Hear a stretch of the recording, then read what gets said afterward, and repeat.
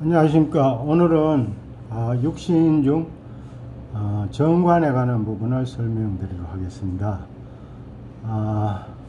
시중에서 육신이 십시인으로 그렇게 설명이 되고 있는데 육신이나 십성이나 뭐 같은 그런 의미입니다. 일단 정관은 법률을 지키는 정도를 조하고 공평무사하며 법을 준수하고 법률을 지키는 게 법의 준수죠. 또한 명예와 예절을 소중히 하고 금전적인 문제에서도 신용이 투철하고 자신의 권력 등을 이용해서 타인을 구속하거나 괴롭히지 않는 모험적인 그런 성향들이 정관의 일반적인 그런 특성 내지 기본적 성향이라고 보면 되겠습니다. 정관도 과다하게 되면 즉 3개 이상입니다. 편관과 대동소이합니다. 정관이 사길신 중에 하나이지만 이렇게 수량이 과다하게 숫자가 많게 되면 흉신으로 변하죠. 따라서 편관과 대동소이하고 관제, 생란 등 불길한 그런 운을 맞이하게 되죠. 또한 여자는 남자와 일부 종사가 어렵게 되고 또 격국이 순수하지 못하면 화류계 쪽으로 그래 빠지는 경향들이 많이 있고, 또한 평생 남자로 인한 고통과 근심으로 그렇게 살아가게 된다고 보죠. 이 경우에 사주에 관성을 생하는 즉 생주하는 재성이 있게 되면 정관이 과다한데 재성이 있게 되면 재성이 관성을 생주하죠. 따라서 이 경우에는 흉이 더 가중되게 된다고 그렇게 보는 것이죠. 다음 사주에 정관이 있으면 상관을 보지 말아야 되고, 이 경우가 상관 경관이죠. 상관 경관, 상관이 정관을 본다는 그런 뜻인데, 상관이 있으면 정관의 장점이 소멸되고 상관 정관과의 관계에서 정극이 발생됩니다. 정극이 발생돼서 관제, 구설, 교통사고, 재물 손재 등의 재화가 발생하게 된다고 그렇게 보는 것이죠. 일간이 신왕하고 정관이 용신인 경우에 매사가 정직하고 성실하며 용모도 청소하다, 용모도 아주 아름답다 그런 뜻이죠. 타인의 모범이 되는 인격자로 그렇게 보는데, 격국이 순수하면 강직하고 순수하고, 이 경우에 관을 생하는 재성하고, 또한 이 경우 일간이 신왕하기 때문에 관을 설계하는 인수죠. 관인상생이기 때문에 설계하는 인수가 있게 되면 이 경우는 기람이 더 배가 된다 그렇게 보는 것이죠. 다음은 정관 통변입니다. 신약 정관격입니다. 정관이 월지의 자리에서 정관격을 성립되는 경우에, 성격되는 경우에 일간이 신약하면 결단력이 부족해서 실적이 없다, 또는 하는 일이 제대로 되지 않는다 이렇게 보면 되겠습니다. 다음 정관이 과다하면 이 경우도 정관이 과다하면 무능하다고 이렇게 보는 것이죠. 이 경우에도 정관이 과다하게 되면 대체로는 신약 정관격이나 또는 신약사주가 되겠죠. 이 경우에도 관성이 인성이 사주에 인성이 있고 관성이 인성을 생주하는 경우에 살인상생 또는 관인상생이 되는 구조이면 기람이 있다고 이렇게 보게 되고, 이 경우에 신약인 사주인 경우에도 정관 또는 편관이 인성을 생주하고 그 인성이 다시 일간을 생주하는 그렇게 구조로 구성이 되어 있는 경우에는 큰 그런 직책은 아니더라도 관운도 있게 되고, 여자의 경우에는 남자 운도 있다고 그렇게 보는 것입니다. 다음은 일간이 신왕하고 신왕이고 그 신앙한 일간이 목인 경우입니다. 목이 일간이 관성이 목인 경우이죠. 일간이 신앙하고 목이 정관으로 되어 있는 경우에 인격이 훌륭하고, 이 경우 일관이 신앙하고 목이 정관이면 이 목 자체가 대체로 길신 또는 용신에 해당되게 되겠죠. 이런 경우에는 인격이 훌륭하고 덕망이 있고 세인의 존경을 받는 그런 인격자라고 그렇게 보는 것이고, 또한 일관이 신앙하고 토와 금이 정관인 경우에 정직하고 대인관계가 원만하며 신용이 있는 사람이다 그렇게 보면 되겠고, 다음 일관이 신앙하고 수가 정관인 게 수기가 정관인 경우에는 인정이 있고 역시 대인관계가 원만한데, 이 경우 수가 과다한 경우입니다. 정관인 수가 과다한 경우에는 주색을 밝히게 되고 그로 인한 번뇌가 있다고 그렇게 보는 것이죠.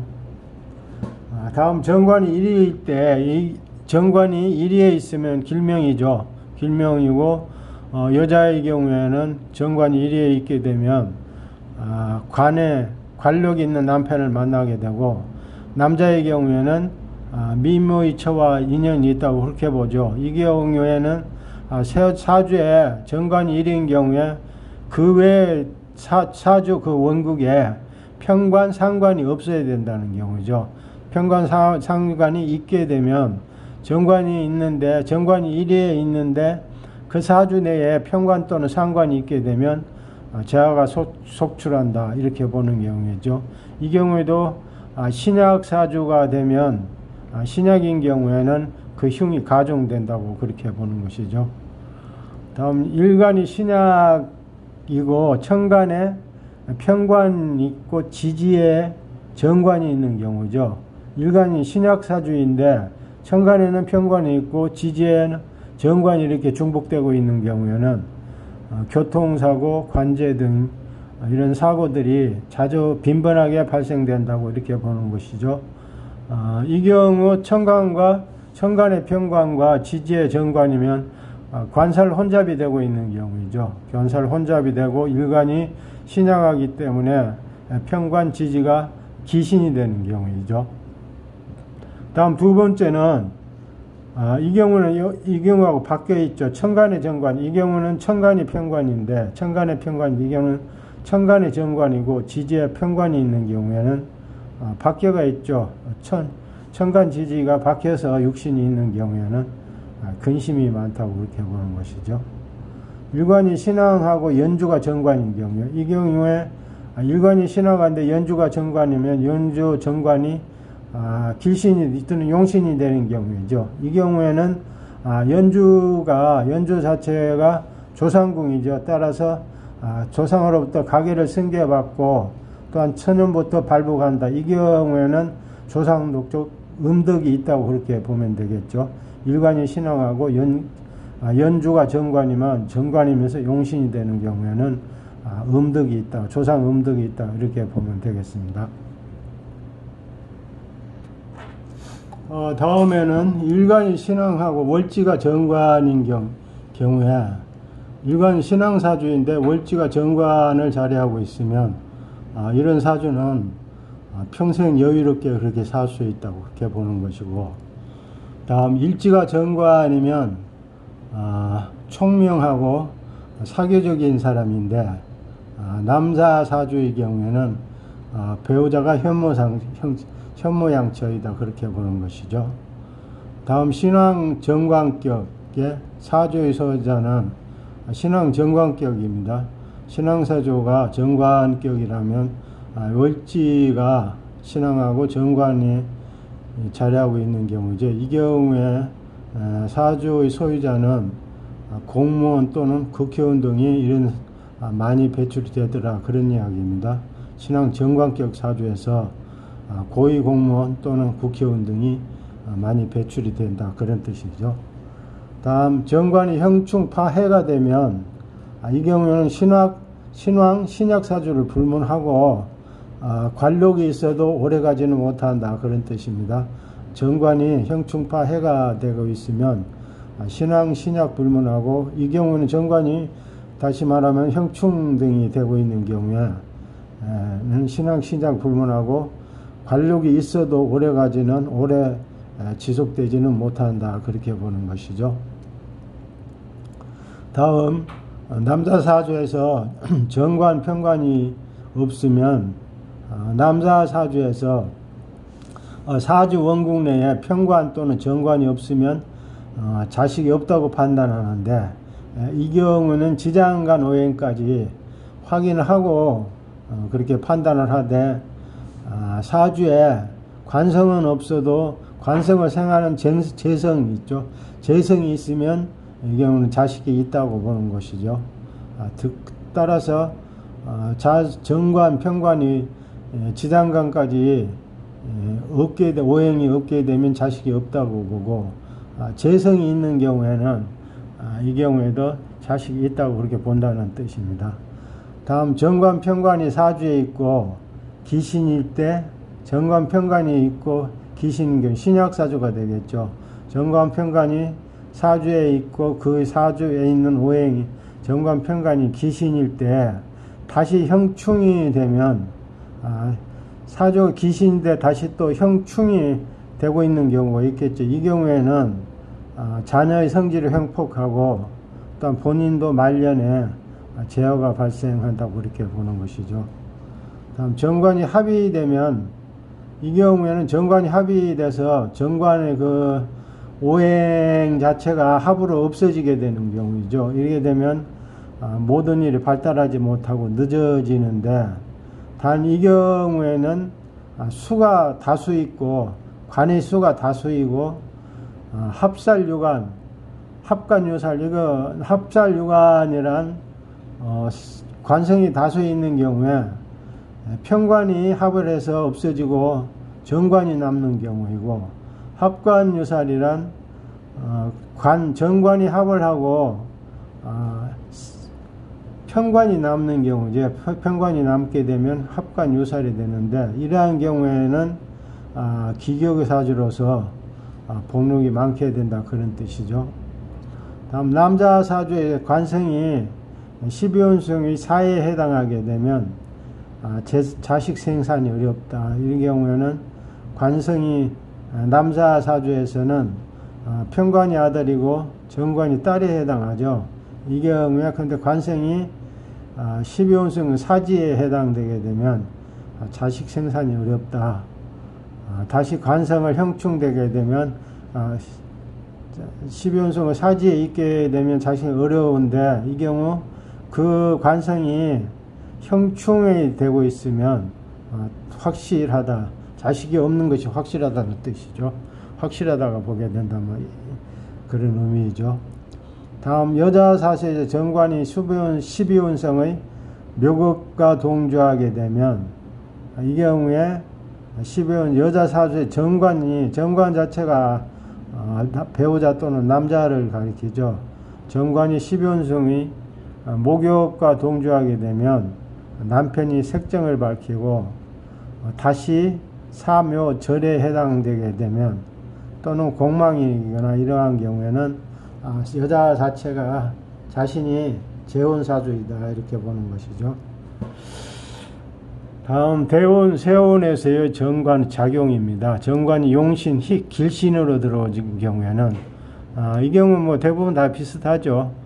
취업은 여자의 경우에는 정관 자체가 배우자이기 때문에 결혼이 있게 되고, 당선, 승진, 합격 운동이 따라오고, 주의 도움으로 사업이 번창하게 되고, 이 경우 여자의 경우에는 남자의 도움을 받게 되죠. 보통 미혼 여자 같은 경우는 남자의 도움을 받아서 사업이 번창하게 되고, 또 번창하게 되고, 또한 관청과의 어떤 관계에 있어서 협조가 원활하게 진행이 되는 경우 되고, 다음, 학생인 경우에는 성적이 향상되고, 또한 학숙 또는 연구, 교수직 등 연구직에 있는 분들은 그 연구 등의 그런 실적의 발전을 이루게 되고, 또한 좋은 결과가 그렇게 나타나게 되겠죠.